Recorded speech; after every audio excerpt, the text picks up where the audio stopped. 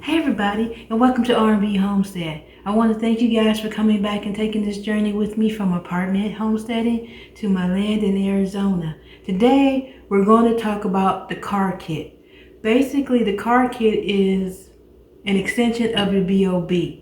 Basically, it's a bag that you keep in the car in case you break down, you get a flat tire, you hit some ice or snow, or even better yet, in case you come upon someone who's stranded, you have the items to help. Or if there's an emergency and there's a car accident, you have items that can help.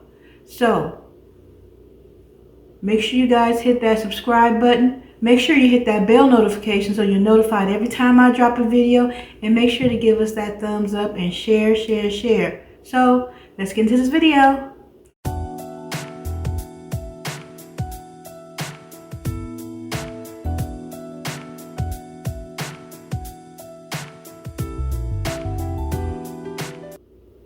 So welcome back.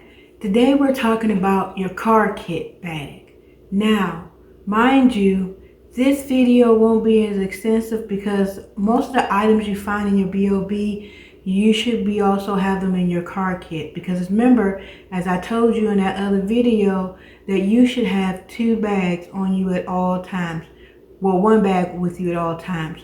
So you have 1 in the house, have 1 in the car. But there are items that are specifically meant for your car kit bag. So let's get into this. Now, I remember I said that a lot of items are the same, so we're going to start with the items that are specific for the car kit. First thing first. Now I know a lot of mechanics going to be mad at me, and I'm sorry, not sorry, but in case you can't change your tire, in case you don't know how to change your tire. Now, mind you, you should learn how to change your tire. You should make sure that you have a jack that is suitable for your car. Meaning, if you have an SUV, you should not have a jack that's made for a Toyota. Bad move. If you have an F-150, we don't have a jack that's made for Escort. So make sure you have the right equipment. You should have a jack that is equivalent to the type of car that you have. So you're looking at Fix-A-Flat. Just in case you can't change that tire or something goes wrong, this is the good Fix-A-Flat. This is the one that inflates and lets you go. It's not the smaller can, so you make sure you get the big can. This can run you probably, I think I paid $5 for it, but this allows you to not only inflate the tire, but it lets you drive on it, and it's good for like vans and SUVs and RVs. So this is the one that's made for the bigger cars. Like I have an SUV, so Fix-A-Flat. Now, another item that's specific to the car are flares. Yes, flares. Now I have the old school flares. Some people like the glow sticks. I like these flares because they burn and they actually warn people. My thing is that on here, what I like about here, they this not only has the regular 3-pack, but they also have glow sticks in there that you can put alongside your car. But I use these. You could take these and flare and put them out back of your car at nighttime, or just to make sure that ongoing traffic knows that you're there. Most of the people say that the way you do these, you do about 8 paces for a flat car. I mean, a flat a tire, and then you do about 40 more paces for the second flare. So you keep going a difference to give a distance with these flares. It's recommended that you have at least 3 flares on you. These are actually kind of really inexpensive to have, but you know, just in case you break down, you want to be safe, because you know most people, now the speed limit could be 35, it could be 65, but we all know most people are going 10 to 15 miles over the speed limit. So to be safe, make sure that you guys get some road flares. Another item specific to the car. That's right, safety vest, the reflective vest. If you have to get out and change your car, if you are stranded on the road, you want to make sure that the vehicles are able to see you during the night or day. Having these type of vests around is more than helpful. Say you stop because there was a car accident. You want the other cars to see you. You do not want to be part of that accident, or you don't want to cause another accident because no one saw you. So these vests are very, very good to have, not only for wearing when you're walking in the street at nighttime, but in case of an accident and you have to get out, you want to make sure that people are able to see you. Another specific for the car. I actually have a deluxe Roadside Emergency Kit. This kit was actually $19.99. And you're thinking, okay, that's a lot, but no. You get this bag, but let me tell you what's in here. I have another reflective vest. I have the jumper cables in here. I have some gloves.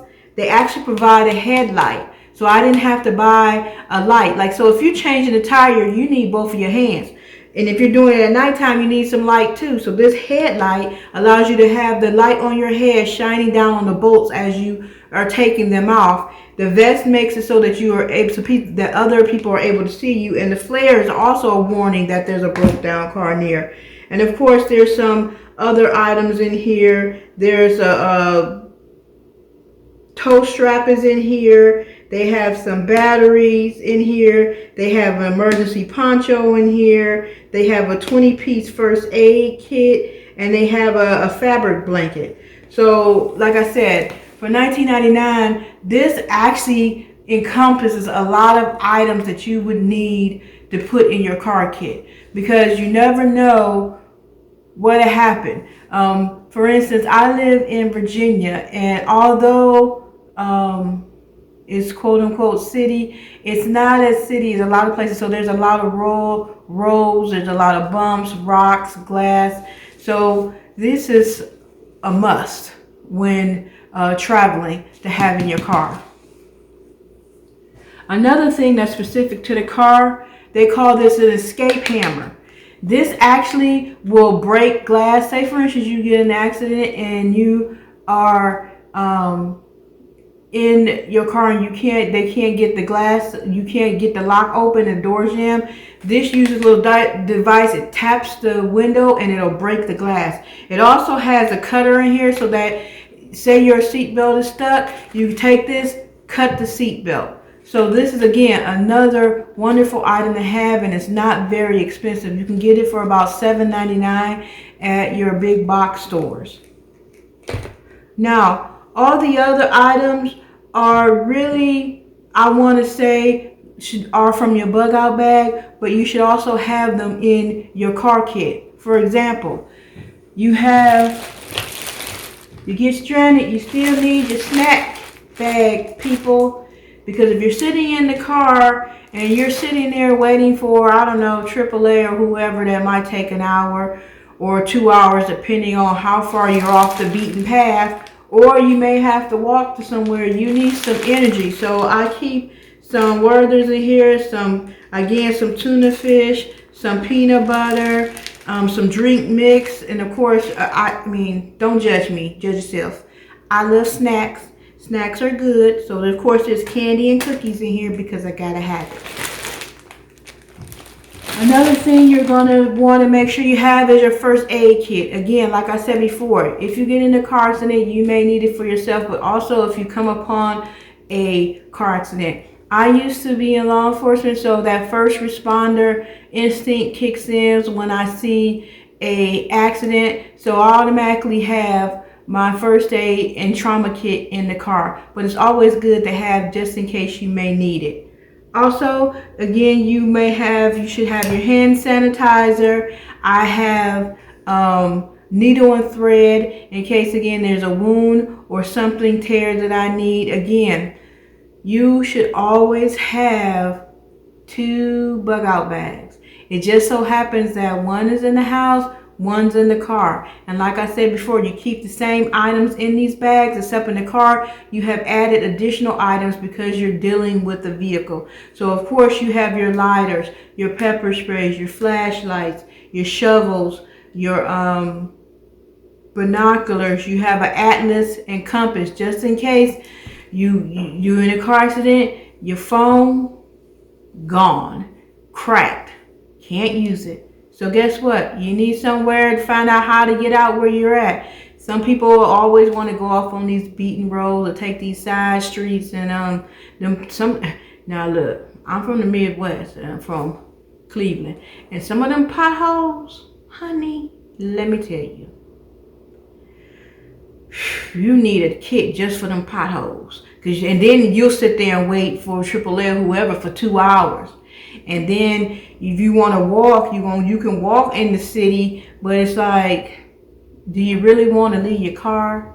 No shade, Cleveland, I love you, 216. But so if I'm sitting in the car, I need some snacks, and I might break a nail, so I need a Band-Aid. Either way, the car kit is an insurance policy in case you break down or in case you run into an accident or someone who needs help.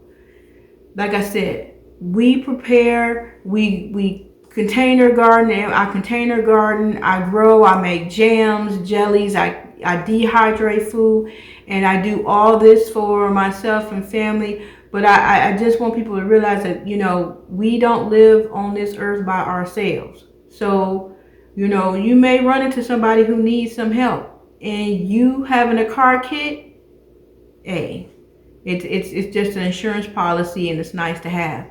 And like I said before, besides those items I mentioned before, you still have your blankets, you have your additional phone charger, because if your car gets into an accident, you have no way to keep your phone charged. So you should have another battery pack just in case to keep your phone charged if it wasn't destroyed in the car crash. So you can keep up, and maybe your GPS and that'll still work. That's fine. Or you need to contact to call people. Now, I also remind that you should still have pencil and pen in this bag and write down those contacts information. True story. Yesterday, I went out to the store and I wanted to, I was going to call my mom and see if she needed something. Guess what? I grabbed my business phone, which I'm recording on, and it has no numbers in it. And I don't memorize numbers. So guess what? I couldn't make that phone call. And then when I get back, she's like, well, did you give me some chicken nuggets? I'm like, no, I couldn't call you. She's like, you had a phone. I'm like, but I don't remember the phone number. So to alleviate all that, pen and paper, write down your contacts so you're able to have them in case your phone goes down. Also, again, you have, just in case you're out and it's going to be a couple of hours, make sure you have your blankets. You can have the thermal that you get from Walmart. You can have the thin ones. Also in the cold, again, I'm from Cleveland. You sit there a couple of hours in the car waiting for AAA or whoever. Your hands get cold, so make sure you have some hand warmers. It's all about being prepared for different situations that may occur when you're in your car. So, I hope this information was helpful for you. And if you have any suggestions, go ahead and leave them down in the comment section if I missed anything or I should add something to my car kit bag. And make sure you hit that bell notification so you're notified every time I drop a new video. Thank you guys for joining me on this journey as we take this homestead serious, buying land.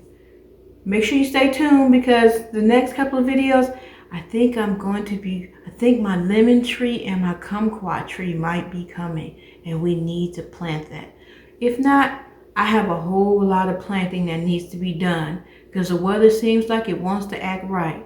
So until then, see you later.